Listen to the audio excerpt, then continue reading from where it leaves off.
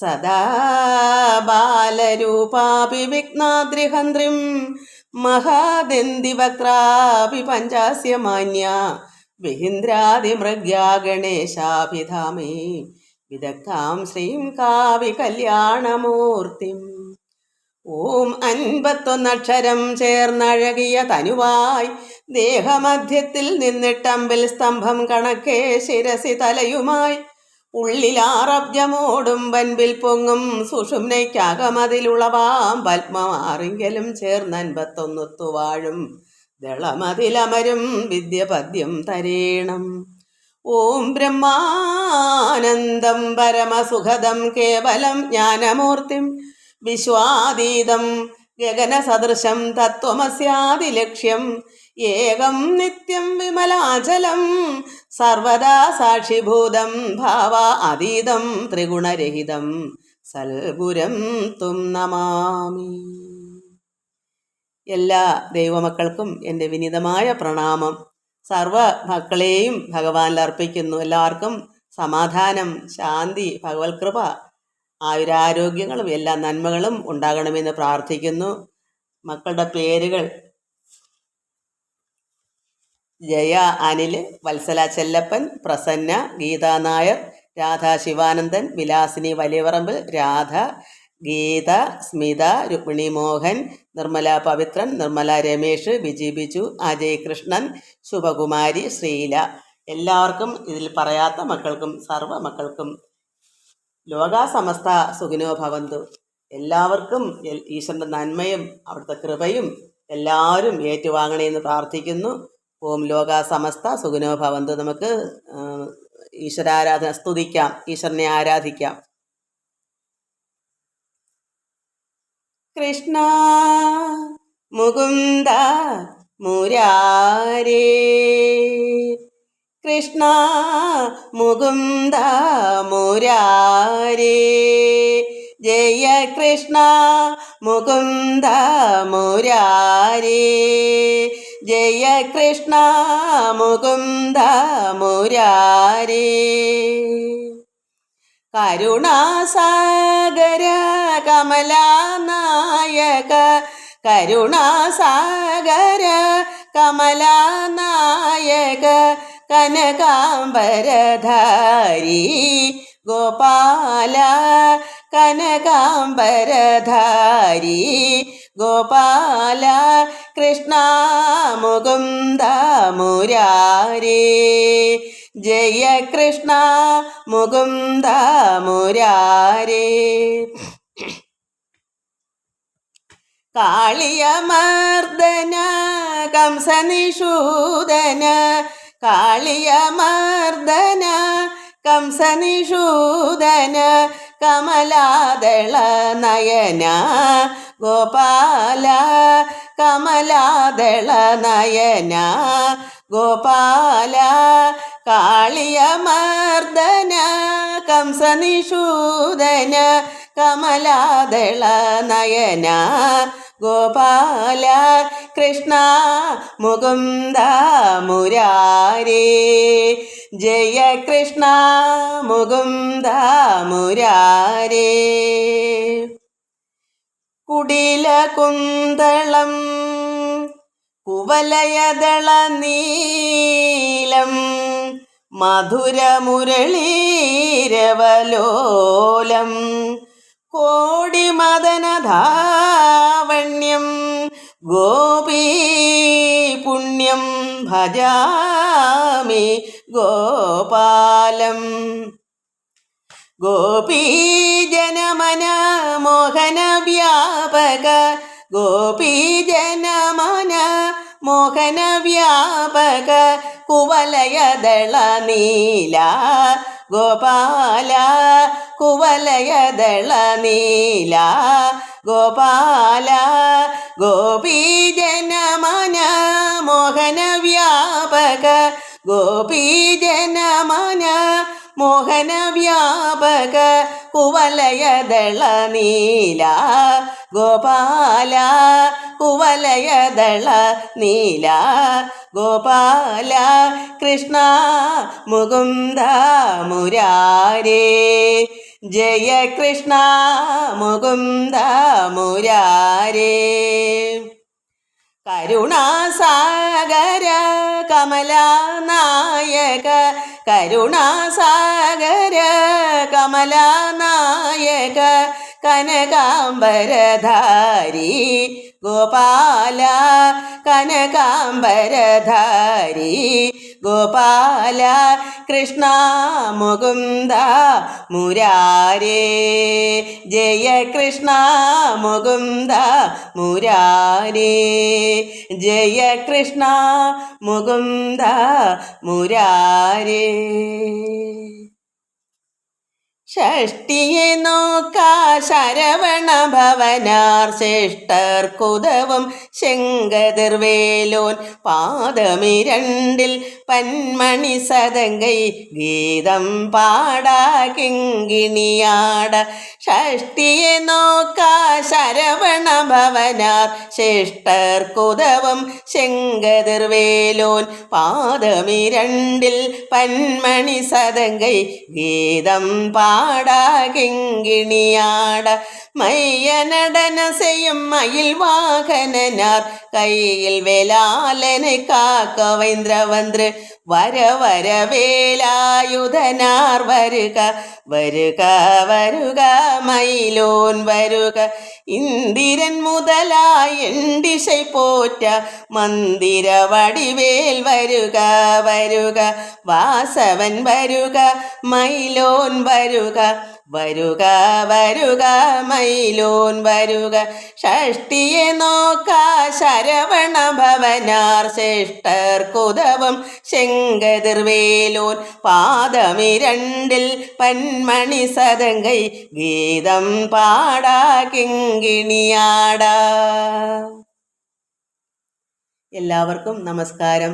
നമുക്ക് ഭാഗവതം ഇവിടെ നമ്മൾ വായിച്ച് അവസാനം നമ്മൾ ഭഗവാനോട് എന്താ ഈ ബ്രഹ്മാവ് സ്തുതിക്കുന്നതാണ്. ഭഗവാൻ നിർമ്മിച്ച പശുക്കളെയും കുട്ടികളെയും അതായത് ഗോപന്മാരെയും എല്ലാം എന്താ ഗോപാലകുലത്തിൻ്റെ ഭാഗ്യപൂർണത്വം പോലെ ഗോപതേ ലോകത്തെങ്കിൽ മറ്റാർക്കും ഉണ്ടായി വരാ. ഗോക്കളും ഗോപാങ്കനമാരും ഒരാണ്ട് കാലം ഒരു വർഷക്കാലം സാക്ഷിയായി നിന്നാൽ അപത്യാകൃതി കലർന്ന കുഞ്ഞു അത് മക്കളും എല്ലാവരും ചേർന്ന് യോജിച്ച് എല്ലാ വീടുകളിലും ആ കുട്ടികളോടൊപ്പം കുട്ടികൾ ആരായിട്ടാണ് നിൽക്കുന്ന ഭഗവാൻ. കുട്ടികളെ ബ്രഹ്മാവ് മറച്ചു വെച്ചതുകൊണ്ട് അതിന് പകരമായി നിർമ്മിച്ച കുഞ്ഞുങ്ങൾ ആരാ രൂപം മാത്രമേ കുട്ടികളുടെ ഉള്ളൂ. പരമാത്മാവായ ശ്രീകൃഷ്ണൻ തന്നെയാണ് അവർ ആ ഉള്ളത്തിൽ. അങ്ങനെ ആ അമ്മമാരുടെ അവരുടെ എല്ലാം വീടുകളിൽ ആ അമ്മമാരുടെ ഗോപാങ്കനമാരുടെ കൂടെ ഒപ്പം തന്നെ ചേർന്ന് ലയിക്കാനും അത്രമാത്രം ആനന്ദ നിർവൃതി അടയാനെല്ലാം സാധ്യമായി. അതാണ് ഭാഗ്യപൂർണം. അതുപോലെ ഗോപതേ ലോകത്തെങ്കിൽ മറ്റൊരുവർക്കും ഉണ്ടായി വരാർക്കും ഈ ലോകത്ത് ഇങ്ങനെ ഉണ്ടായിട്ടില്ല, ഇനിയിട്ടുണ്ടാകുന്നതുമില്ല. ഗോക്കളും ഗോപാങ്കനമാരും ഒരാണ്ട് കാലം സാക്ഷിയായി നിന്നാൽ അപത്യാകൃതി കലർന്നിടും. ഗാത്രങ്ങളെല്ലാം ചേർത്ത് അനുസരിച്ച് സമ്പൂർത്തി ഭാഗ്യങ്ങൾ ഓർത്താൽ ആർക്ക് കൈവരും വിഭു? ഇത് ഓർത്താൽ ആർക്കെങ്കിലും കിട്ടാനൊക്കുമോ? അതുകൊണ്ട് അങ്ങനെയാണ് ബ്രഹ്മാവ് സ്തുതിച്ചത്. അതുകൊണ്ട് ഇന്ന് എന്താ സാക്ഷാൽ നിൻ പാദ പത്മരേണു സ്പർശനം നിത്യം ആഗ്രഹിച്ചിടുന്ന ഭക്തന്മാർക്ക് അനുഭവിയാതെ ഒരുപാട് ഭക്തന്മാർ ഭഗവാന്റെ പാദരേണു സ്പർശനം, ഭഗവാന്റെ പാദം ചവിട്ടുന്ന പൊടി, ആ രേണു അതായത് പൊടി ധൂളി മൺപൊടി അത് സ്പർശിക്കാൻ പോലും അനേക ഭക്തന്മാർ ആഗ്രഹിച്ചിട്ട് കിട്ടുന്നില്ല, അനുഭവിയാതെ. മോക്ഷസാധനം വനഗോചര ജന്തുക്കൾക്കും മേൽക്കുമേൽ അനുഭവിക്കായി വന്നിതാനുഗ്രഹാൽ.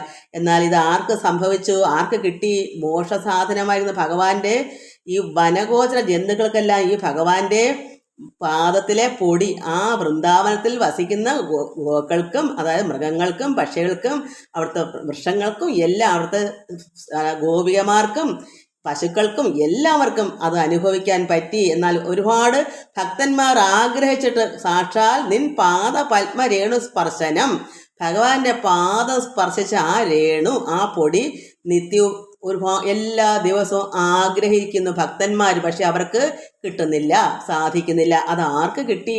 അത് ആ വൃന്ദാവനത്തിലെ ജന്തുക്കൾക്ക്, അത് മൃഗങ്ങൾക്കും പക്ഷികൾക്കും അവിടെയുള്ള ജനങ്ങൾക്കും ഗോപികൾക്കും ഗോപാങ്കനമാർക്കും എല്ലാം സാധിച്ചു. അത് മേൽക്കുമേൽ അനുഭവിക്കായി വന്നത് അനുഗ്രഹാൽ, ഭഗവാന്റെ അനുഗ്രഹത്താൽ അവർക്കത് സംഭവിച്ചു. ഒരുപാട് ഭക്തന്മാർ ആഗ്രഹിച്ചിട്ടും കിട്ടാത്തതാണിത്. അത് അവർക്ക് നൽകി ഭഗവാന്റെ അനുഗ്രഹത്താൽ.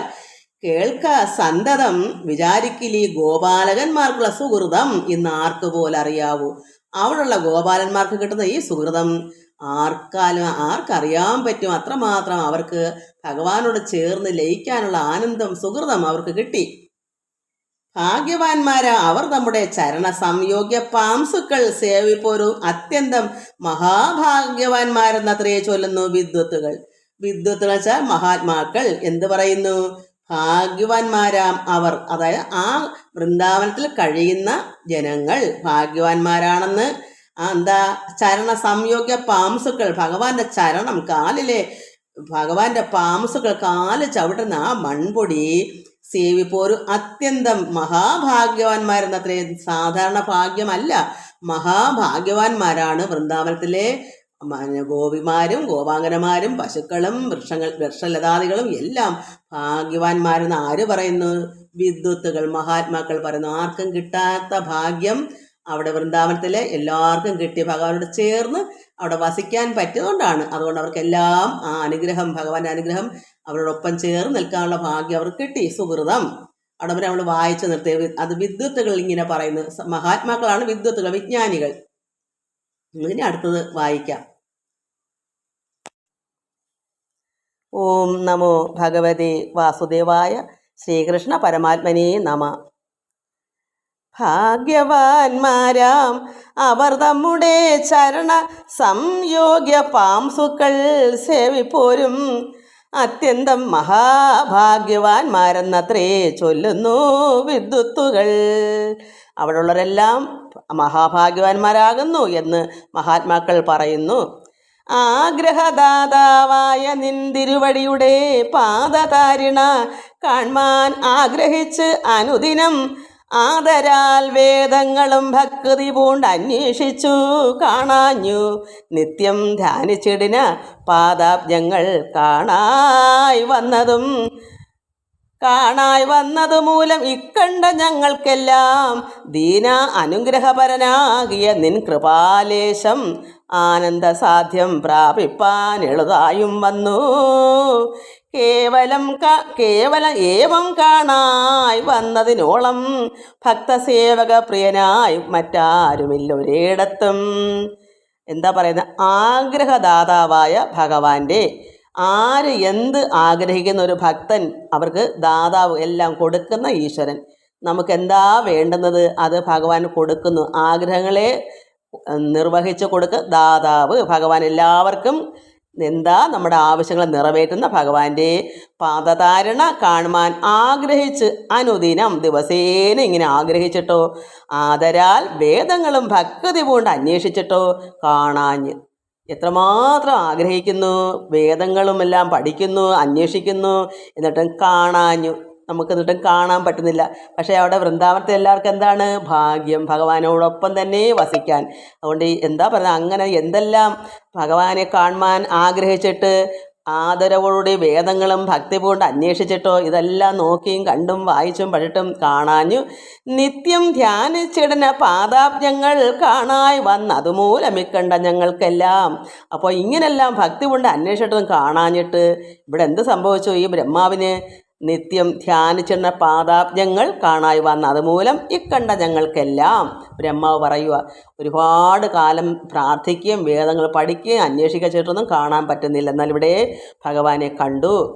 നിത്യവും ധ്യാനിച്ചിരുന്ന പാദാബ്ജങ്ങൾ കാണായി വന്നതുമൂലം ഇക്കണ്ട ഞങ്ങൾക്കെല്ലാം ദീന അനുഗ്രഹപരനാകിയ നിൻ കൃപാലേശം. ഭഗവാന്റെ കൃപ ദീനാനുകമ്പിയായി. അത്രമാത്രം നമ്മൾ അത്രമാത്രം വിഷമിക്കുന്നവരെ ഭഗവാൻ അനുകമ്പ കാണിക്കുന്ന ഭഗവാന്റെ കൃപാലേശം കൊണ്ടാണ് ഇത് സംഭവിച്ചത്. അപ്പോൾ ഭഗവാന് എന്താ വേണ്ട? വേദങ്ങളൊക്കെ പഠിച്ചിട്ടൊന്നും കാര്യമില്ല. നമ്മുടെ വിഷമം പോലെയും വേദന പോലെയും ആർത്തി പോലെയും ഭക്തി പോലെ ഇരിക്കും നമുക്ക് കാണണമെങ്കിൽ. അതാണ് എത്രമാത്രം ഭാഗവതം വായിച്ചു പഠിച്ചു പണ്ഡിതനാണെന്ന് പറഞ്ഞിട്ട് കാര്യമുണ്ടോ? അന്വേഷിച്ചിട്ടെന്ന് പറഞ്ഞ കാര്യം അവർ വെറുതെ അന്വേഷിക്കുന്നു, എല്ലായിടമൊക്കെ പോകുന്നു, ഭഗവാൻ ഇവിടെ ഉണ്ട് ഇവിടെ ഉണ്ട്.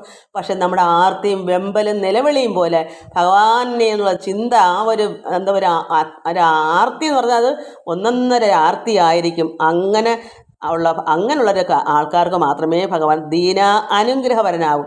അവരുടെ വിഷമത്തെ ഭഗവാൻ അനുഗ്രഹം കൊണ്ട് അവിടുത്തെ കൃപാലേശം അപ്പോഴെന്തൊരു ആനന്ദ സാധ്യം പ്രാപിപ്പാനുള്ളതായി വന്നു. അങ്ങനെ കാരണം ഈ ബ്രഹ്മാവ് അത്രത്തോളം വിഷമിച്ചവിടെ. അദ്ദേഹത്തിന് ആരോരും ഇല്ലാത്ത രീതി ഒരു കുഞ്ഞിനെ പോലെ, ഒരു മരപ്പാവ പോലെ ചെന്ന് വിഷമിച്ചു. കാരണം ഭഗവാന്റെ എന്താ പറയുക, ഇദ്ദേഹം ഭഗവാനെ ശക്തി പരീക്ഷിച്ചു.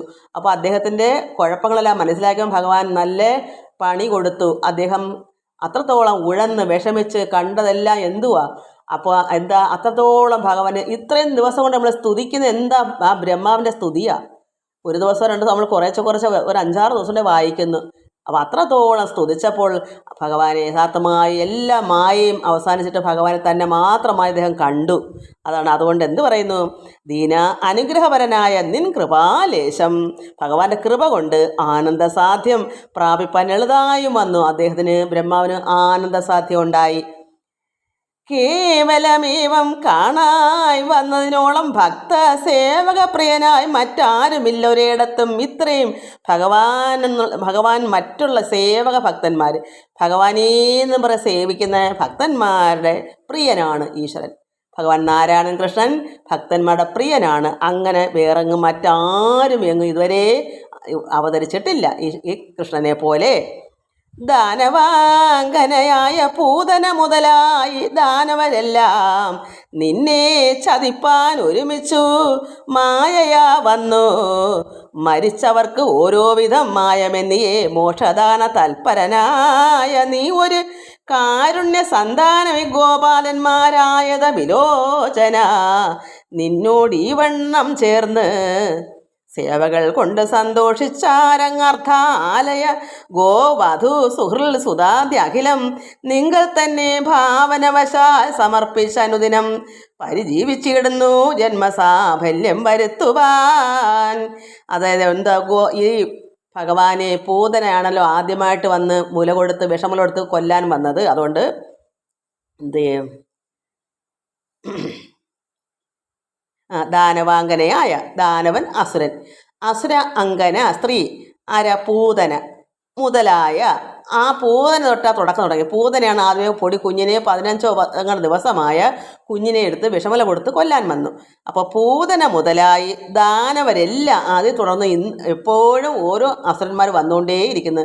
ഏതെല്ലാം രീതിയിൽ കാറ്റായും ശകടനായും അഖനായി പാമ്പായി ഒരുപാട് പിന്നെ കംസൻ ഓരോരോ ആൾക്കാരെയും പറഞ്ഞു വിട്ടു. പൂതനയുടെ സഹോദരങ്ങൾ തൃണാവർത്തനം, അങ്ങനെ ഒരുപാട് പേര് വന്നു. ദാനവന്മാരെന്നാണ് അവരെ വിളിക്കുന്ന അസുരന്മാർ. ദാനവരെല്ലാം നിന്നെ ചതിപ്പാൻ, ഭഗവാൻ കണ്ണനെ കൃഷ്ണനെ ചതിപ്പാൻ ഒരുമിച്ച് മായയാ അവരുടെ മായ കൊണ്ട് വന്നു. മരിച്ചവർക്ക് അവർ തന്നെ മരിച്ചു. അപ്പോൾ മായ കൊണ്ട് വന്നു അസുരന്മാർ പൂതനയൊക്കെ അവർ തന്നെ മരിച്ചു. എന്നിട്ടോ ഭഗവാൻ എന്ത് ചെയ്തു, ഓരോ വിധം മായം എന്നിയേ അവരെല്ലാം എന്ത് പറഞ്ഞു, മോക്ഷദാന തൽപരനായ നീ ഒരു കാരുണ്യ സന്താനം ഈ ഗോപാലന്മാരായത വിലോചന നിന്നോട് ഈ വണ്ണം ചേർന്ന് അവർക്കെല്ലാം മോക്ഷം കൊടുക്കുന്നു ഭഗവാൻ. മോക്ഷദാന തൽപരനായി ഭഗവാന്റെ കയ്യാൽ പൂതന മരിച്ചപ്പോൾ അത് സ്വന്തം മാതാവ് എങ്ങനെയാ ഒരു പാലൊന്നും ചെന്നില്ലെങ്കിൽ മുലപ്പാൽ കൊടുത്തു. അങ്ങനെ ഒരു നേരമെങ്കിലും അമ്മ എന്നുള്ള സ്ഥാനം വന്നതുകൊണ്ടും ഭഗവാന്റെ കയ്യാൽ മരിച്ചതുകൊണ്ട് ഭഗവാൻ അവർക്ക് മോക്ഷം കൊടുക്കുന്നു. അങ്ങനെ വരുന്നവർക്കെല്ലാം നീ ഒരു കാരുണ്യ സന്താനം ഈ ഗോപാലന്മാരായത വിലോചന നിന്നോട് ഈ വണ്ണം ചേർന്ന് സേവകൾ കൊണ്ട് സന്തോഷിച്ചാരങ്ങ അർത്ഥ ആലയ അർത്ഥങ്ങളും ആലയം വീടും ഗോക്കളും വധു പശുക്കളും സുഹൃൽ സുതാദ്യ അഖിലം സുഹൃത്തുക്കളും സുതാ അതായത് മക്കളും ഈ സുഹൃത്തുക്കളുടെ ഗോപാംഗനമാരും അവരുടെ കുഞ്ഞുങ്ങൾ എല്ലാം ചേർന്ന് നിങ്ങൾ തന്നെ ഭാവനവശാൽ സമർപ്പിച്ച അനുദിനം ദിവസേന എല്ലാം ഭഗവാൻ തന്നെ സമർപ്പിച്ചു. അനുദിനം പരിജീവിച്ചിടുന്നു ജന്മസാഫല്യം വരുത്തുവാൻ. ഭഗവാനോട് ചേർന്ന് നിന്നുകൊണ്ട് എല്ലാവരും ഈ ദുഷ്ടന്മാരായവർക്കെല്ലാം ഭഗവാൻ മോക്ഷവും കൊടുക്കുന്നു. എന്നാൽ എന്താ ഇവിടെ ഈ ഭഗവാനോട് ചേർന്ന് നിന്ന ഈ സന്താന ഗോപാലന്മാർ, പശുക്കളും ഗോപന്മാരും ഗോപികമാരും എല്ലാവരും ഭഗവാനോട് ചേർന്ന് സേവകൾ കൊണ്ട് ഭഗവാനോട് ചേർന്ന് നിന്നുകൊണ്ട് സന്തോഷിച്ച് എന്തൊക്കെ കിട്ടിയവർക്ക് അർത്ഥങ്ങളും ധനങ്ങളും ആലയം വീട് ഗോവധു പശുക്കളും സുഹൃൽ സുതാദ്യ അഖിലം അവിടുത്തെ കുഞ്ഞു കുട്ടി സകലം എല്ലാവരും ഭഗവാനിൽ തന്നെ ഭാവനവശാൽ എല്ലാം സമർപ്പിച്ചു. ദിനം ദിനം അങ്ങനെ പരിജീവിച്ചിരുന്നത് എന്തിനാ? ജന്മസാഫല്യം വരുത്തുവാൻ. നമ്മളെല്ലാവരും ചിന്തിക്കണം, നമ്മുടെ വീട്ടിൽ 3, 4, 5 മക്കളും തള്ളിയൊക്കെ ഉണ്ട്, അമ്മമാരും അപ്പന്മാർ ആരൊക്കെ ചേർന്നാണ് ഭഗവാനെ ധ്യാനിച്ച് നമുക്കും ഭഗവാൻ ലയിക്കാൻ ആരൊക്കെ ചിന്തിക്കുന്നത്. ഞാൻ എൻ്റെ കാര്യം കൂടെ ചേർത്ത് പറയുന്നത്, എൻ്റെ കാര്യവും അത് തന്നെയാണ് മക്കളെ. ഒരു വീട്ടിൽ ഒരാൾ പറഞ്ഞാൽ അതുപോലെ എല്ലാവരും അനുസരിക്കത്തില്ല. ഇന്ന് ലോകമേ അങ്ങനെയാണ്. ഞാൻ മറ്റുള്ളവരെ കുറ്റം പറയുന്നതല്ല, എവിടെയെങ്കിലും അങ്ങനെ ഉണ്ടോ? ചില ഇവിടെ ഉണ്ടായിരുന്നു മുമ്പ് കുട്ടികളൊക്കെ ഇവിടെ ഉള്ളപ്പം മക്കളും പഠിക്കാൻ വരുന്ന കുട്ടികൾ ഒത്തിരി ട്യൂഷൻ പിള്ളേരുണ്ടായിരുന്നു. അത് ഏതാണ്ട് 1 മണിക്കൂർ ഞങ്ങൾ ഭയങ്കര ആനന്ദ ലഹരിയിലായിരുന്നു. എല്ലാവരും ഒരു 5-8 പിള്ളേരും ഞങ്ങളവിടെ കൂടും. പക്ഷെ ഇപ്പോൾ ആരും ഇല്ല ഇവിടെ. അതുകൊണ്ട് അങ്ങനെ അന്ന് എൻ്റെ മോനും മോളും എല്ലാവരും ഒത്തിരിക്കുമായിരുന്നു. ഇപ്പോൾ അവരെല്ലാം പല വഴിക്കായി. എന്നാലും ഇപ്പോൾ അങ്ങനെ ഇല്ലാത്തതുകൊണ്ട് ഞാൻ പറഞ്ഞതാ. അതുകൊണ്ട് ഞാൻ പറയുന്നു, അങ്ങനെ എല്ലാവരുടെ ചേർന്നിരുന്നു അതൊരു സന്തോഷം. അതിനാണ് പറയുക സ്തോത്രയാഗം. നമുക്ക് വേറൊരു യാഗവും വേണ്ട, എല്ലാവരും കൂടെ ചേർന്നിരുന്ന ഒരു നാമം, ഒരു സ്തോത്രയാഗം വെച്ചാൽ എന്താ? ആരാധന. അത് നടത്തി നോക്ക്. നിങ്ങൾ നിത്യേന നിങ്ങളൊരു 41 ദിവസം മുടങ്ങാതെ ആത്മാവിൽ നിറഞ്ഞ് സന്തോഷമായിട്ട് നമുക്ക് ആവശ്യമെന്ന് കരുതി, അതായത് ആരുടെ നിർബന്ധപ്രകാരം അല്ലാതെ ഒന്നും വേണമെന്ന് ചിന്തിക്കാതെ ഈശ്വരനെ അങ്ങനെ ഒന്ന് ലയിച്ചിരുന്നൊന്ന് ആരാധിച്ച് നോക്കും. എല്ലാവരോടും ചേർന്ന് അത്ഭുതങ്ങളും അടയാളങ്ങളൊക്കെ കണ്ടിരിക്കും. പക്ഷെ മനസ്സ് ഭഗവാൻ തന്നെ ഇരിക്കണം. നമ്മുടെ ആവശ്യമാണെന്ന് കരുതണം. നമ്മുടെ ആവശ്യമാണ് ഭഗവാനെ ആരാധിക്കുന്നത്. നമുക്ക് വേറെ ഒരു യാഗത്തിനോ ഒരു കർമ്മത്തിനോ അമ്പലത്തിലോ എങ്ങും പോണ്ട. നമ്മുടെ വീട്ടിൽ തന്നെ എല്ലാം നമ്മളാൽ ഒക്കുന്നത് മാത്രം മതി. പക്ഷെ ചെയ്യാത്തത് കൊണ്ടാണ് നമ്മൾ അറിയുന്നില്ല. അതിന് നമ്മൾ എവിടേക്കോ പോയി ചെയ്യുന്നു. അതിലെത്ര ശുദ്ധത കിട്ടും? നമ്മുടെ ഹൃദയം ശുദ്ധിയാകുന്നത് പോലെ, നമ്മളെ ഹൃദയത്തോട് ചേർത്ത് വിളിക്കുന്നത് പോലെയും പരമാത്മാവ് നമ്മൾ അത്രമാത്രം ലയിക്കുന്നത് പോലെ എന്തെങ്കിലും ഒരു ആനന്ദം എവിടെ പോലും കിട്ടുമോ? ഒരു പുണ്യകർമ്മം എവിടെ പോയി ചെയ്താലും കിട്ടത്തില്ല. അത് കൂലി കൊടുത്ത് ചെയ്യിക്കുന്നതല്ലേ, നമ്മുടെ ഹൃദയത്തിലുണ്ട് അത് വരാൻ. അതുകൊണ്ട് അങ്ങനെ ചെയ്ത് നോക്കുമ്പോൾ നമ്മുടെ വീട് പുരോഗമിക്കാൻ നമുക്ക് അറിയാൻ കഴിയും. അതുകൊണ്ട് അങ്ങനെ ഭാവനവശാൽ സമർപ്പിച്ച് നമ്മൾ ഭാവന ചെയ്യണം. എല്ലാം നമ്മൾ ഭാവനയാണ്.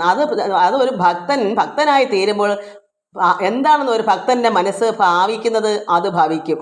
നമ്മൾ പിന്നെ ഭഗവാനെ അത് വേണമെന്നൊന്നും പറയണ്ട. നമ്മളൊരു ഭക്തനായി നോക്ക്.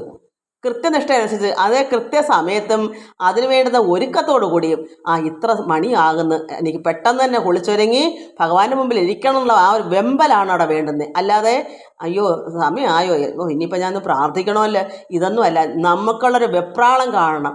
ആ വെപ്രാളമാണ് ഭഗവാൻ നോക്കുന്നത്. എത്രത്തോളം അതിൽ ഉള്ളിൽ ആർത്തി ഉണ്ടു എന്നാണ് ഈശ്വരൻ നോക്കുന്നത്. അങ്ങനെ ഒന്ന് ഇരുന്ന് നോക്ക്.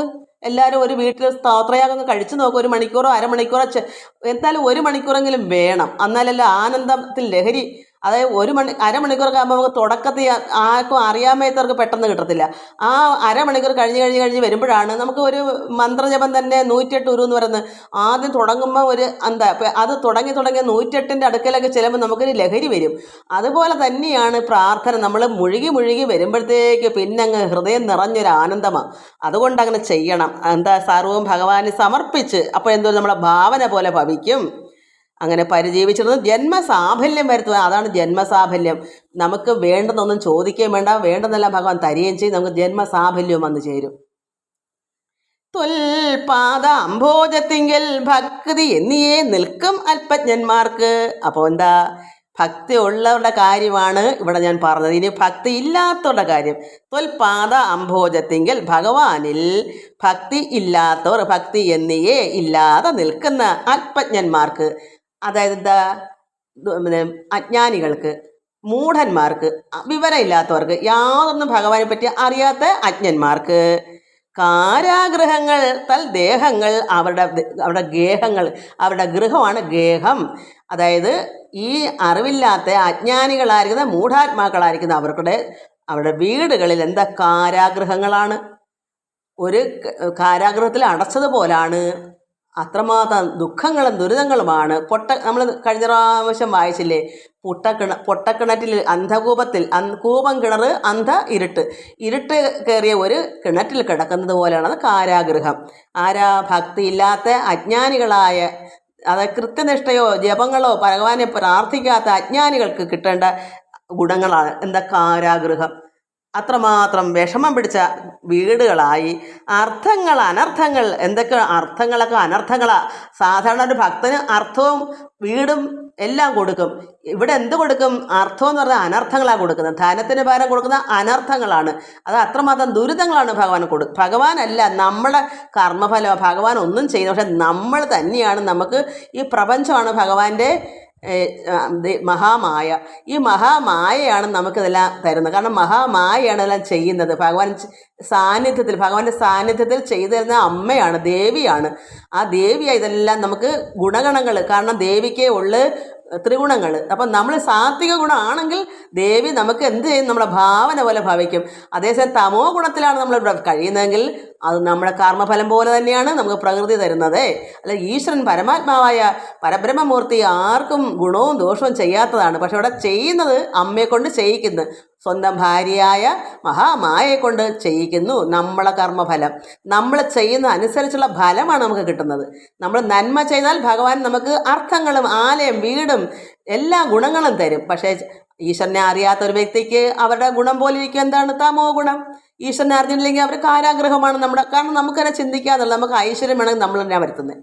ഐശ്വര്യം വേണമെങ്കിൽ നമ്മൾ തന്നെ അവിടെ മൂത്താവതി കയറാതെ, മൂദേവി കയറാതെ, സന്ധ്യയ്ക്ക് മുമ്പായി അടിച്ചു തളിച്ച് വിളക്ക് കത്തിച്ച് ഈശ്വരൻ്റെ പ്രതീകമായി വിളക്കിനെ കണ്ട് പ്രാർത്ഥിച്ച് അവിടെ ഇരുന്ന് ഭഗവാനോടൊപ്പം, ആ ഭഗവാനാണ് ദീപം, അതിനോടൊപ്പം ഇരുന്നിരുന്ന് പ്രാർത്ഥിച്ച് ലയിക്കുമ്പോൾ നമുക്കിവിടെ ഐശ്വര്യം ഉണ്ടാകും. നമ്മൾ തന്നെയാണ് ഐശ്വര്യം ഉണ്ടാക്കുന്നതും മൂദേവിത്തരം ഉണ്ടാക്കുന്നതും നമ്മൾ തന്നെയാണ്. അപ്പോൾ എന്ത് വേണം? നമ്മൾ നന്നായി പഠിക്കണം, ഇതൊക്കെ ചെയ്യണം. അപ്പോൾ എന്തുവരും? അല്പജ്ഞന്മാരായ പ്രാർത്ഥിക്കാനൊന്നും ചെയ്യാതെ മൂദേവിത്തരം അത് ഉണ്ടല്ലോ. ഈ ദേവി രണ്ട് ദേവിയുണ്ട്. ഒന്ന് ജ്യേഷ്ഠയായിരുന്ന മൂജാഷ്ഠയുണ്ട്. അതിനെയാണ് നമ്മൾ കടത്തി. കാരണം സന്ധ്യാസമയത്ത് ആരാധന ഇല്ലാത്ത വീടുകളിൽ മൂദേവി കയറി വരും. അതുകൊണ്ടാണ് നമുക്ക് അനർത്ഥം ഉണ്ടാകുന്നത്. അത് ഈ പ്രപഞ്ചത്തിൽ തന്നെ ഉള്ളതാണ്, അത് വച്ചേക്കുന്നതാണ് ഈശ്വരൻ. അപ്പോൾ ഐശ്വര്യമുള്ള വീടുകളിൽ ദേവി ഐശ്വര്യം വരും. ഇത് നമ്മൾ തന്നെ ഇതെല്ലാം വരുത്തുന്നത്. അതുകൊണ്ട് ആരെയും പഴിച്ചിട്ട്, ദൈവം ഒന്നും അല്ല, ഇത് ആരെയും പഴിച്ചിട്ട് കാര്യമില്ല. നമ്മുടെ പ്രവൃത്തി പോലാണ് നമുക്കുള്ള അനുഭവം. അതുകൊണ്ട് ആത്മജ്ഞന്മാർക്ക് കാരാഗൃഹങ്ങൾ, ഗേഹങ്ങൾ, അർത്ഥങ്ങൾ, അനർത്ഥങ്ങൾ, ശത്രുക്കൾ, രാഗാദികൾ, അത്യന്തം മോഹങ്ങൾ, കാൽത്തളകളെന്നും വന്നു. അപ്പം അത്യന്തം മോഹങ്ങൾ കൂടി, ആഗ്രഹങ്ങൾ വർദ്ധിക്കും. പക്ഷേ കിട്ടുമോ? ആഗ്രഹിക്കാനല്ലേ പറ്റൂ, കർമ്മദോഷമല്ലേ. അപ്പോൾ അജ്ഞാനികളായ അന്ധകാലത്ത് കിടക്കുന്ന ഈ മൂഢന്മാർക്ക് അർത്ഥങ്ങളാണ് ധനമായിട്ട് വരുന്നത്. അർത്ഥങ്ങളല്ല അനർത്ഥങ്ങളായി വന്നിട്ട് ശത്രുക്കളും ഉണ്ടാകും. രാഗാദികൾ, ഭയങ്കര രാഗമാണ്, ആഗ്രഹങ്ങളുണ്ടാകും. പക്ഷെ നടക്കുമോ? ഒന്നും കിട്ടത്തില്ല. നമ്മുടെ കർമ്മം അങ്ങനെ ആയിപ്പോയത് കൊണ്ട് കിട്ടത്തില്ല. അത്യന്തം മോഹങ്ങളാണ്. കിട്ടാത്ത പങ്ക് മോഹം വർദ്ധിച്ചിട്ട് എന്ത് വരും? അത് കാൽത്തളകളെന്ന് പറഞ്ഞാൽ അത് വല്ലാത്തൊരു പ്രവൃത്തിയായി, ഒരു ദുഷ്ടത്തരത്തിലുള്ള എന്തോ ക്രോധമായിട്ട് അത് അങ്ങനെ തന്നെ സംഭവിച്ചിരിക്കും. എന്നിട്ട് പുത്രധാര, അമാത്യ ബന്ധുക്കൾ, സംബന്ധങ്ങളും നിത്യ ഉപദ്രവങ്ങൾക്കായുള്ളതെന്നതും വന്നു. അപ്പോൾ നമ്മുടെ മക്കളും മരുമക്കളും അച്ഛനും സഹോദരങ്ങളും അമ്മാവന്മാരും എല്ലാവരും എന്താണ്? ബന്ധുക്കളെല്ലാവരും, സംബന്ധങ്ങളെല്ലാവരും നിത്യ ഉപദ്രവങ്ങൾ. മക്കളെ കൊണ്ട് ദുരിതം, മരുമനെ കൊണ്ട് ദുരിതം, മരുമകളെ കൊണ്ട് ദുരിതം, പാമ്പിനെ കൊണ്ട് കുത്തിക്കുന്നു, വിഷം കൊടുക്കുന്നു, എന്തെല്ലാം ദുരിതങ്ങളാ. ആരെ കൊണ്ടാണ്? നിത്യ ഉപദ്രവങ്ങൾ. പുത്രധാര, അമാത്യ ബന്ധുക്കൾ. അപ്പോൾ അമാത്യന്മാർ വെച്ചാൽ അതിലെല്ലാ ബന്ധുക്കളായിട്ടുള്ള സഹോദരങ്ങളും അമ്മാവന്മാരും ഒരു കുടുംബത്തിലെല്ലാവരും കാണും. അതിൽ പുത്രന്മാരും, ഭാര്യയെ കൊണ്ട് ഭർത്താവിന് ദുഃഖം, ഭർത്താവിനെ കൊണ്ട് ഭാര്യയ്ക്ക് ദുഃഖം, ഇങ്ങനെയുള്ള ബന്ധുക്കളെല്ലാം കൂടെ ചേർന്ന് എന്ത് വരും? നിത്യ ഉപദ്രവങ്ങളാണ്. അങ്ങനെ അങ്ങ് വരും. എന്താ? വീട്ടിന് ഐശ്വര്യം ഇല്ലാത്തതുകൊണ്ട്. ഇതൊക്കെ വായിച്ച് പഠിക്കാത്തതുകൊണ്ടല്ലേ നമ്മളിത് പഠിക്കാത്തത്. ഇത് ചൊവ്വേനേരെ മനസ്സിലാക്കി പഠിച്ചാൽ നമ്മൾ ഇത് അനുസരിച്ചാൽ മതിയല്ലോ. നിങ്ങളെല്ലാം ഇങ്ങനെ ഇല്ലാത്തവർക്ക് വേണ്ടിയാണ് ഞാൻ പറയുന്നത്. ഉള്ളവരുടെ ഇഷ്ടം പോലെ ഉണ്ട്. ഇത് കേൾക്കുന്ന മക്കൾ തന്നെ മനസ്സിലാക്കുക. അവർക്കൊക്കെ ഉള്ളതുകൊണ്ടാണ് കേൾക്കാൻ തോന്നുന്നത്. ഇത് കേൾക്കാത്തവരെ എങ്ങനെ കേൾപ്പിക്കാൻ പറ്റും? അവർക്ക് ചെവിയില്ലല്ലോ കേൾക്കാൻ. നമ്മളെങ്ങനെ നന്നാക്കിയെടുക്കും അവരെ? ഇത് ഭാഗവതം അവർക്ക് വേണ്ടല്ലോ. അവർ വേറെ കോമഡിയോ സിനിമയോ കണ്ടിരിക്കും. ഈ യൂട്യൂബോ അല്ലെങ്കിൽ TV തുറന്നു വെച്ചിട്ട് വേറെ എന്തെങ്കിലും കണ്ടിരിക്കും. ഈ ഭാഗവതം പാരായണങ്ങളോ അല്ലെങ്കിൽ അർത്ഥങ്ങളോ മനസ്സിലാക്കാൻ അവർക്ക് ആര് ചെവിയിലോട്ട് പിടിച്ചു കൊടുക്കും? ഇത് കേൾക്കൂ എന്നും പറഞ്ഞ്. അതുകൊണ്ട് അറിയുന്നില്ല. ഈ ഭക്തമക്കൾ ഇത് മനസ്സിലാക്കിയിട്ടാണല്ലോ ഇത് കേൾക്കണമെന്ന് തോന്നി അവരിത് തുറന്നു വെച്ച് കേൾക്കുന്നത് യൂട്യൂബ്. അതുകൊണ്ട് നിത്യ ഉപദ്രവങ്ങൾ വരണമെന്നുണ്ടെങ്കിൽ ഈശ്വരനെ ആരാധിക്കാതെ മൂഢനായിരിക്കുക. അതല്ല, നമുക്ക് ഐശ്വര്യം വേണമെങ്കിൽ നമ്മൾ ഈ പറഞ്ഞതുപോലെ സന്ധ്യയ്ക്ക് മുമ്പായി സർവ്വതും ജോലികളെല്ലാം അതിനുമ്പേ ഒതുക്കണം. പിന്നെ അതിലേക്ക് ചിന്തിക്കാൻ പോലും നമ്മുടെ ജോലികൾ ഒതുക്കിയിട്ട് വേണം ആരാധിക്കാതിരിക്കാൻ. അപ്പോൾ നമുക്ക് ഒന്നിനും പോകത്തില്ല. അയ്യോ അത് ചെയ്തില്ലല്ലോ ഇത് ചെയ്തില്ലല്ലോ എന്നുള്ള ചിന്ത വരത്തില്ല. അതല്ലെങ്കിൽ പ്രാർത്ഥന കഴിഞ്ഞിട്ട് ചെയ്യേണ്ടതാണെങ്കിൽ അത് സമാധാനം ഉണ്ടല്ലോ. 7 മണിവരെ പ്രാർത്ഥിച്ചിട്ട് അത് കഴിഞ്ഞിട്ട് ചെയ്യാമല്ലോ. അപ്പോൾ മറ്റ് ചിന്തയ്ക്ക് പോകാതെ എപ്പോഴും ഏകാഗ്രമായിരുന്നു ഭഗവാനെ ഒന്ന് ആരാധിച്ച് നോക്കൂ. ഐശ്വര്യം തനിയേ വന്ന് കയറുന്നത് എങ്ങനെ നമ്മൾ തന്നെ വരുത്തും. നമ്മുടെ മനസ്സ് അത്രമാത്രം ആനന്ദ ലഹരിയിൽ സന്തോഷിക്കും. അവിടെ മൂദേവി കയറുമോ? ഒരിക്കലും മൂദേവി അവിടെ വരത്തില്ല. അവിടെ ഐശ്വര്യദേവത തന്നെ കയറി വരും. അങ്ങനെ നിത്യ ഉപദ്രവങ്ങൾക്കായുള്ളത് എന്നതും വന്നു.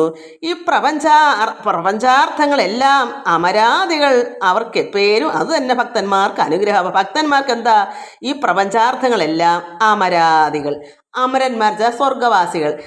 ഭക്തന്മാർക്ക് എപ്പോഴും അത് തന്നെ ഭക്തന്മാർക്ക് അനുഗ്രഹം. ഭക്തന്മാരാണെങ്കിൽ നമുക്ക് സ്വർഗം, അതപ്പോൾ മനസ്സിലായ സ്വർഗം വേറെങ്ങുമല്ല ഇവിടെ തന്നെയാണെന്ന്. പക്ഷേ ഇവിടെ നമ്മൾ എന്താ അനുഭവിക്കുന്നത് അതാ മരിച്ചു ചെല്ലുമ്പോഴും. ഇവിടെ നമുക്ക് സ്വർഗമാണെങ്കിൽ നമുക്ക് മരിക്കുമ്പോഴും സ്വർഗം തന്നെയാണ്. ഇവിടെ നമ്മൾ ഈ പറഞ്ഞ ദുർജനങ്ങളായിരിക്കുന്ന ഒന്നും വിവരമില്ലാത്ത അജ്ഞാനികൾ ഇവിടെ എന്താ കാണിക്കുന്ന? നിത്യ ദുഃഖവും ദുരിതങ്ങളും. അത് മരിച്ചു കഴിയുമ്പോൾ അവർക്ക് അതിൻ്റെ ബാലൻസാണ് പിന്നെ കിടക്കുന്നത്. മരിച്ചു ചെല്ലുമ്പോൾ നരകം തന്നെയാണ്. അവിടെയും ഇവിടുത്തെ അനുഭവം തന്നെ ഇതിനേക്കാൾ ഏറിയ ദുഃഖമാണ് പിന്നെ ചെല്ലുന്നിടത്ത്. അതോ നരകം വേറെ സ്വർഗം വേറെ. അപ്പോൾ ഇവിടെ നമ്മൾ സ്വർഗീയ അവസ്ഥയിലാണ് കഴിഞ്ഞു കൂടുന്നതെങ്കിൽ ഈശ്വരനെ ആരാധിച്ച് സന്തോഷമായിട്ടിരിക്കുന്ന ഒരു വ്യക്തിക്ക് അതേ അനുഭവം. കാരണം അതാണല്ലോ നമ്മളെ പ്രവൃത്തി. അവസാന നിമിഷത്തിൽ ആ പ്രവൃത്തിയാകുമ്പോൾ നമുക്ക് ചിലയിടത്തും ആ പ്രവൃത്തിയാണ്. പിന്നെ ജനിച്ചു വന്നാലും ആ പ്രവൃത്തിയാണ്. അതേപോലെ ദുഷ്ടത്തരങ്ങളുള്ള ഈ ലോക ദുരിതങ്ങളായിരിക്കുന്ന നിത്യ ഉപദ്രവങ്ങളായിരിക്കുന്ന രീതിയിൽ ദുഃഖിച്ച് പൊട്ടക്കിണറ്റിൽ വീഴുന്ന കാരണം ഉഴലുന്ന ആ ദുരിതത്തിൽ കിടക്കുന്നവർക്ക് ഇവിടെ എന്താണ്? അതിൽ തന്നെ വിഷമിച്ചാണല്ലോ നമുക്ക് അവസാന അന്ത്യം. അവർക്കും ചെല്ലുന്നിടത്തും ആ ദുരിതം തന്നെയാണ്, ആ കാരാഗൃഹം തന്നെയാണ്. അത് പിന്നും അവിടുത്തെ സമയം കഴിയുമ്പോൾ വീണ്ടും നമ്മൾ ഭൂമിയിലേക്ക് ജനിച്ചു വരുമ്പോൾ അതിൻ്റെ ബാക്കി വീണ്ടും കർമ്മം ഫലം എടുക്കാൻ വരും. അത് പലിശ സഹിതം നമ്മൾ എടുത്തേ പറ്റൂ. അപ്പോഴും ദുരിതമാണ്. എന്താ കാരണം? കർമ്മഫലം അനുഭവിക്കാതെ എങ്ങ് പോകും. അതിനാ ഭഗവാൻ പറയുന്ന കർമ്മം ഫലേച്ഛ കൂടാതെ നിങ്ങൾ ചെയ്യൂ. ചെയ്യുന്ന കർമ്മങ്ങൾ ഒരു ഭക്തനോട് പറയുന്നത്, നിങ്ങൾ ചെയ്യുന്ന കർമ്മം എന്നിൽ അർപ്പിച്ച് ചെയ്യൂ. ഒന്നും നിങ്ങൾ പ്രതീക്ഷിക്കേണ്ട, ഫലേച്ഛ കൂടാതെ കർമ്മം ചെയ്യൂ എന്ന് പറഞ്ഞു തരുന്നു. അതുകൊണ്ട് പേരും അത് തന്നെ ഭക്തന്മാർക്ക് അനുഗ്രഹം. എന്താ? അമരാദികൾ. ഇവിടെ ഈ പ്രപഞ്ചാർത്ഥങ്ങളെല്ലാം അമരാദികൾ. ഇവിടെ അമരന്മാരെന്നാണ് എൻ്റെ അർത്ഥം. അല്ലാതെ അർത്ഥം അറിയാതെ വായിച്ച് അർത്ഥങ്ങളെല്ലാം അമരാദികൾ എന്നും വായിക്കുന്നത്. ഇവിടെ അമരാദികൾ എന്ന് വായിക്കുന്നത്. അമരന്മാർ സ്വർഗീയവാസികൾ. എപ്പോഴും അവരെ പോലെ നമ്മൾ ഭക്തന്മാർക്ക് എപ്പോഴും അനുഗ്രഹം കൊടുത്തിരിക്കും. നമുക്ക് സ്വർഗീയ അവസ്ഥ തന്നെയായിരിക്കും ഒരു ഭക്തന്. നിന്തിരുവടിയെങ്കിൽ ഭക്തിയുള്ളവർക്കെല്ലാം സന്തത ആനന്ദകരനായി തെളിഞ്ഞ് അനുകൂല ബന്ധുവായി അഭീഷ്ടങ്ങളായുള്ളതെല്ലാം നൽകി ബന്ധമോക്ഷങ്ങൾ നൽകിയിടുന്നു നീ ദയാവശാൽ. ഭഗവാൻ ദയോടുകൂടിയവനാണ്. എന്താ കാരണം? നിന്തിരുവടിയെങ്കിൽ ഭഗവാനിൽ ഭക്തിയുള്ളവർക്ക് എല്ലാവർക്കും സന്തത ആനന്ദകരനായി, എപ്പോഴും ഭഗവാൻ ആനന്ദകരനായി നമ്മുടെ ഉള്ളിലിരിക്കും. നമ്മൾ അതുകൊണ്ടാണ് ഇവിടെ തെളിയുന്നത്. എന്താ തെളിയുന്നത്? തെളിഞ്ഞ് അനുകൂല ബന്ധുവായി നമ്മുടെ ഉള്ളിൽ ഭഗവാൻ തെളിഞ്ഞിരിക്കും, പ്രകാശിച്ചിരിക്കും. അപ്പോൾ നമ്മുടെ ദേഹവും നമ്മുടെ ശരീരത്തിൻ്റെ അകത്തെ തെളിവ്, ആ പ്രകാശം നമ്മുടെ പുറമേ വ്യാപിക്കും. അപ്പോൾ മനസ്സിലാക്കണം, ഒരു മഹാനാണ്. പോകുന്നയാളുടെ മുഖം കണ്ട ആ മനുഷ്യൻ്റെ ദേഹത്തോടെ നോക്കി എന്തൊരു തേജസ്സാണ് നമ്മൾ പറയത്തില്ലേ? അത് നല്ലൊരു യോഗിയാണ് അദ്ദേഹം. എന്തൊരു തേജസ്സാ ആ മുഖത്തേക്ക് നോക്ക്, സൂര്യൻ ഉദിച്ചു പോലെ ഇരിക്കുന്നു നമ്മൾ പറയത്തില്ലേ? അതാ കാരണം. എന്താ? ഉള്ളിൽ ഒരു ഭക്തൻ്റെ ഉള്ളിൽ നിൻ തിരുവടിയെങ്കിൽ പരമാത്മാവായ ഈശ്വരനെ ഭക്തിയുള്ളവർക്ക് എല്ലാവർക്കും സന്തതാനന്ദകരനായ ഭഗവാൻ ആനന്ദരൂപനായിട്ട് തന്നെ നമ്മുടെ ദേഹത്ത് തെളിഞ്ഞ് അനുകൂല ബന്ധുവായി, നമ്മുടെ അനുകൂല ബന്ധു നമ്മുടെ സ്വന്തമായി, എന്നിട്ട് എന്തൊരു അഭീഷ്ടങ്ങളായുള്ളത് എല്ലാം നൽകും. നമുക്ക് എന്താണ് നമ്മുടെ മനസ്സിൽ അഭീഷ്ടങ്ങൾ, നമുക്ക് എന്ത് വേണമെന്ന് നമ്മുടെ ചിന്ത, അതെല്ലാം ഭഗവാൻ നൽകുന്നു, ഉള്ളിൽ പ്രസാദിക്കുന്നു. അപ്പോൾ നമ്മുടെ ദേഹാസകലം പ്രകാശിക്കും. ഭഗവാൻ ഉള്ളിൽ പ്രകാശിക്കുന്നത് കൊണ്ടാണ്, ഉള്ളിലിരിക്കുന്നത് കൊണ്ടാണ് ആ പ്രകാശം അകവും പുറവും. ഗുരുദേവൻ പറഞ്ഞത് എന്താണ്? അകവും പുറവും നിറഞ്ഞിരിക്കുന്ന നമ്മുടെ ഉള്ളിലും അത് പുറത്തും വ്യാപിച്ചിരിക്കും. സർവ്വടത്തും ലോകം മൊത്തവും നിറഞ്ഞ് വ്യാപിച്ചിരിക്കുന്ന പരമാത്മാവ് നമ്മുടെ ഉള്ളിലുണ്ടെന്ന് നമ്മൾ എങ്ങനെ അറിയാം? പ്രകാശിക്കും, തേജസ് ഉണ്ടാവും. അതാണ് നമ്മുടെ ഉള്ളിൽ വരുന്നത്. അതുകൊണ്ട് അങ്ങനെയുള്ള ഭഗവാൻ ബന്ധുവായി അഭീഷ്ടങ്ങൾ എന്താണ് നമുക്ക് ആഗ്രഹങ്ങൾ അതൊക്കെയും നൽകി ബന്ധമോക്ഷങ്ങളും കൊടുക്കും. ബന്ധമോക്ഷം വെച്ചാൽ എന്താ, നമുക്ക് കൈവല്യവും നൽകിയിടുന്നു നീ ദയാവശാൽ. ഭഗവാൻ ദയയോടുകൂടിയ ഭഗവാനാണ്. ഭക്തന്മാർക്ക് കൊടുത്തിട്ടേ വേറെ ആർക്കും കൊടുക്കുകയുള്ളൂ. അതുകൊണ്ട് ഭഗവാൻ ദയാലുവാണ്. നമ്മൾ പ്രയത്നിക്കൂ, എല്ലാവരും ഭഗവാൻ ഭക്തിപൂർവ്വം ആരാധിക്കൂ. ഭഗവാൻ ദയാപരനാണ്. ഭഗവാൻ നമ്മുടെ ഉള്ളിൽ പ്രസാദിക്കട്ടെ. അപ്പോൾ നമ്മുടെ സർവ്വരോഗങ്ങളും മാറുകയും ചെയ്യും. നമുക്ക് എന്താണ് നമ്മുടെ അഭീഷ്ടങ്ങൾ, നമുക്ക് എന്താണ് നമ്മുടെ താല്പര്യങ്ങൾ, നമ്മുടെ താല്പര്യം ഭഗവാന്റെ താല്പര്യമാണ്. ഒരു ഭക്തൻ്റെ താല്പര്യം പരമാത്മാവായ ഭഗവാൻ കൃഷ്ണൻ്റെ താല്പര്യമാണ്. അതാണ് ഭഗവാൻ നോക്കുന്നത്. എൻ്റെ ഭക്തൻ എങ്ങനെയാണ്, എന്താണ് അവന് വേണ്ടത്, അത് കൊടുത്തിട്ടേ കാര്യമുള്ളൂ. അതേസമയം നമ്മൾ വായിച്ചു, ഈശ്വരങ്കൽ ഭക്തിയില്ലാത്ത മൂഢന്മാർക്ക്, അജ്ഞാനികൾക്ക് കാരാഗൃഹങ്ങളാണ് അവരുടെ വീടുകൾ, ഗേഹങ്ങൾ. ഗേഹം എന്ന് പറഞ്ഞാൽ വീട്, ആലയം. അത് അവർക്ക് കാരാഗൃഹങ്ങളാണ്. നിത്യ ഉപദ്രവങ്ങളായി വരും. മക്കളും മരുമക്കളും അമ്മമാരും സഹോദരങ്ങളും മിത്രങ്ങളും എല്ലാം അവർക്ക് ദുരിതാബ്ധി കൊണ്ട് നിറയ്ക്കും. അതാണ് സംസാര സാഗരം. അതിനെ മറികടക്കണമെങ്കിൽ ഭഗവാനാകുന്ന ആ പോതം, ആ കപ്പൽ നമ്മുടെ ഉള്ളിൽ എന്താ പറയുക, ഒരു ഈ സമുദ്രം കടന്ന് കരയിൽ കയറാൻ, ഈ ദുഃഖമാകുന്ന ദുരിതത്തിൽ നിന്ന് കര കയറണമെങ്കിൽ ആ പരമാത്മാവായ ഭഗവാനെ നമ്മുടെ ഉള്ളിലാക്കണം. ആ കപ്പൽ നമുക്ക് വേണം, പോതം. അത് എന്നാലേ നമുക്ക് ഈ വിഷമങ്ങളിൽ നിന്നെല്ലാം കരകയറി യഥാർത്ഥമായ ഈ ഭക്തന്മാർക്ക് കിട്ടേണ്ട അനുഗ്രഹം, മോക്ഷവും കിട്ടും, അഭീഷ്ടങ്ങളും സാധിക്കാം. എല്ലാവർക്കും നമസ്കാരം. എല്ലാവരും അങ്ങനെ ആയിത്തീരുക എന്നതാണ് എൻ്റെ ആഗ്രഹം. ഇത് എൻ്റെ ആഗ്രഹം അല്ല മക്കളെ, ഇത് ഭഗവാന്റെ ആഗ്രഹമാണ്. അല്ലെങ്കിൽ ഉണ്ടോ എനിക്ക് ഇത്രയും ആഗ്രഹം ഇങ്ങനെ വരുന്നത്, എൻ്റെ ഉള്ളിലെ ആഗ്രഹമാണ് അത്.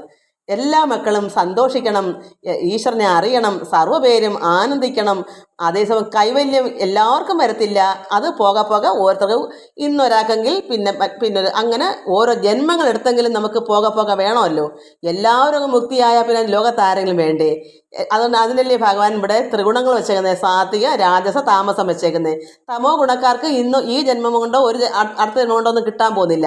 അവരിങ്ങനെ ആയി പതുക്കെ വരുന്നേരം നിങ്ങൾ ഇപ്പോഴേ തുടങ്ങൂ എന്ന് പറയുന്നത്. അപ്പോഴൊരു 3-4 ജന്മം കൊണ്ടെങ്കിലും അത് ദുഷ്കർമ്മങ്ങൾ ചെയ്താൽ നമ്മളെ മനുഷ്യജന്മം പോയിട്ട് നമ്മൾ ഏതെങ്കിലും മൃഗങ്ങളോ എന്തെങ്കിലും അത്രമാത്രം കീടമായിട്ട് വെറും മാലിന്യത്തിൽ കിടക്കുന്ന പുഴുവായൊക്കെ ജനിക്കുക.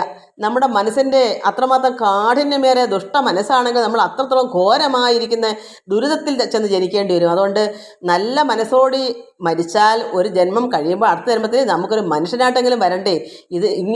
എന്ത് പറയുന്നു അതിൻ്റെ ബാക്കി അടുത്തൊരു ജന്മം കൊണ്ട് നേടാം. അങ്ങനെ പോകെ നമുക്ക് ഭക്തി വർദ്ധിച്ച് വരുമ്പോൾ നമുക്ക് എപ്പോഴെങ്കിലും കൈവല്യം പ്രാപിക്കാമല്ലോ. അതുകൊണ്ട് പറയുന്നതാണ്. എല്ലാവർക്കും നമസ്കാരം. ഹരി ഓം ഹരി ഓം ഹരി ഓം.